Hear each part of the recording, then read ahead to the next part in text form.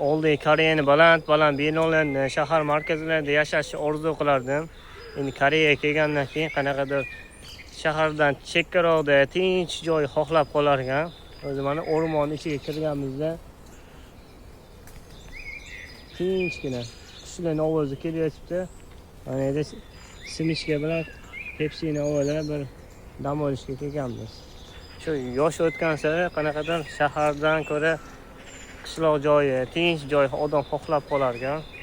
Mana o'rmonning o'rtasi.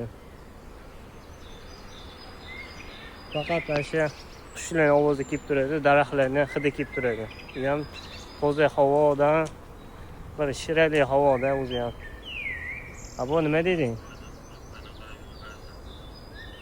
Ha? Koreyada yashash haqida o'zing fikring bildirchi? Bor, hozir videoga olaverman dedim seni. Seulda yashash yaxshimi yo o'sha chekkaroq joyda tinchgina yashagan yaxshimi? Seul yaxshi. Haftada bir o'rmonlarga aylanib chiqib kelasan. Seulda ham bor o'rmonlar. Shovqinda baribir.